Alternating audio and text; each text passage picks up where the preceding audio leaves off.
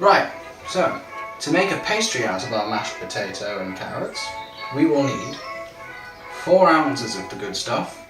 Now, if you're portioning this out for yourself when you cook it, there'll be about 7 ounces total. I have here the leftover mash and all. I'll be eating that later as we go through, as we cook, because it's delicious stuff. You'll need about 4 ounces, so equal measures, of self-raising flour. You can use rice flour if you're going gluten-free, but if you do, you'll need to add about half a teaspoon of baking powder to it. Salt and pepper, again, to taste. And you'll need between 1.5 to 2 ounces of cooking fat. Now, I've got about 1.6 here, but it is very important not to get too hung up on exact measurements, because if you do, you'll drive yourself absolutely crazy trying to get perfect measurements for each thing. And cooking isn't a perfectionist art anyway. It's all about binding stuff together and hoping for the best. So, first of all, we're going to sift our self-raising flour into a little mixing bowl. Now, if you don't have a sieve, you don't necessarily need to sift it. It'll just make this next stage a little easier for you. Now, I'm just hitting it against the hard part of my hand here, along the palm, along the ridge. You can gently control how much goes through and where everything else goes to get as little outside of the pot as you possibly can.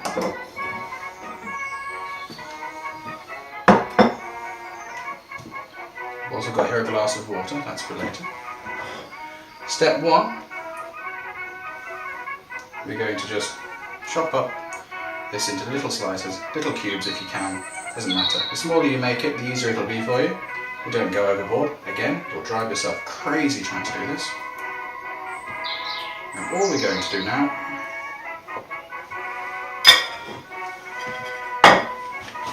is do in this sort of motion, as though you're asking someone for some money. We're going to rub everything together, the fat in with the flour. And once we've done that, we're going to add a little bit of salt and a little bit of pepper in there. Now this can take a little bit of time if you're not used to it. And remember, always, always, always wash your hands before and after handling any food. Cooking 101, whoops.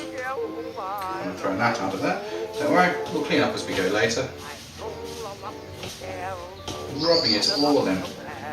Try and go for any of the big chunks as well. You don't want streaky bits of cooking fat in your pastry. That's a big no. There we go. While we're doing this gives our mashed potato and our mashed carrot enough time to cool down a little bit. First time I did this, I didn't let it cool. I chucked it in while it was still hot. Plunged my hands in and nearly burnt all my fingers. That's fun. Not recommended though. There we are. That's it. It's starting to sort of resemble breadcrumbs now. Very important for making any kind of pastry is this sort of breadcrumby looking consistency and texture.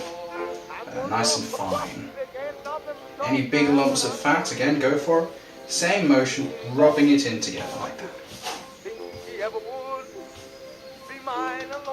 There we go. Daintily tap my fingers together to try and get some of the flour off.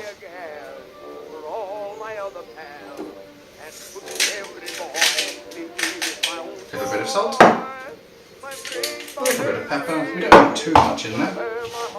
Most of the flavour is going to come from our root veg. And we're just going to mix that together nicely. There we are. So, we've got breadcrumbs. Lots of little breadcrumbs. Double check any big bits, like this bit here. Is it fat or is it breadcrumbs? It was a bit of fat. This bit here, breadcrumbs. That's fine. And once we've got that, yeah, that's cool. We're going to spoon all of that with our hands in with the flour and really mix it in together.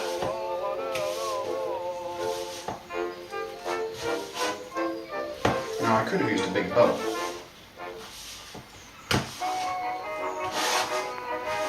But I'm a glutton for cleaning up apparently. That's it. is going to feel really strange for you for your first time doing this. But not, you know, it's not a bad feeling. It's a bit of a weird one. A feeling of sort of warm mash and carrot sticking on the floor, sticking to your fingers as you're trying to mix this whole thing together. And that's it. Now, if yours isn't binding properly, by which I mean coming together into a ball, because we're going to want to make this dough, as mine isn't, mine's splitting apart in the middle of the time, that's what we have the little glass of water for.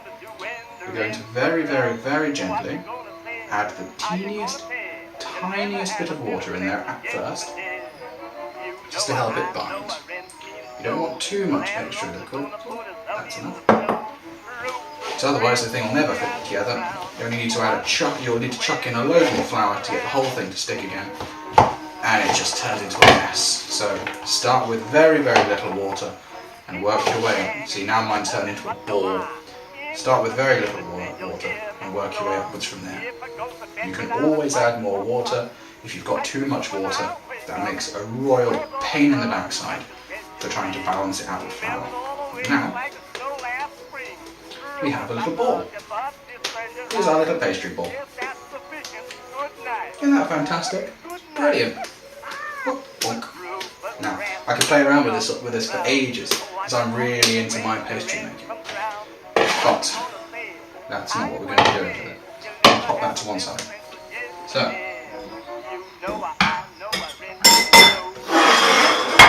this little ball of fun will act exactly like any short crust pastry if you've made those before. If you want to use it as such, wait for it to cool down a little bit more. Flour your surface and roll it out with either a rolling pin, or if absolutely necessary, and I don't recommend this, I would rather you buy a rolling pin before doing this, but you can roll your arm over. It looks ridiculous, it's a pain in the backside, and it really, really takes it's a lot of effort. I can't stop playing with this, I'm sorry. It really takes a lot of effort if you're doing that. Do invest in a rolling pin if you're going into pastry making. But this will act exactly like a short crust pastry. It's going to be a little sweeter because of the carrots in there, and the carrots are a very, very sweet vegetable. Otherwise, it's a fantastic, very, very filling, very, very healthy, very good for you pastry topping. Brilliant stuff. So, it's been an absolute pleasure cooking with you today. Thank you so very much for joining me. And until next time, cheerio!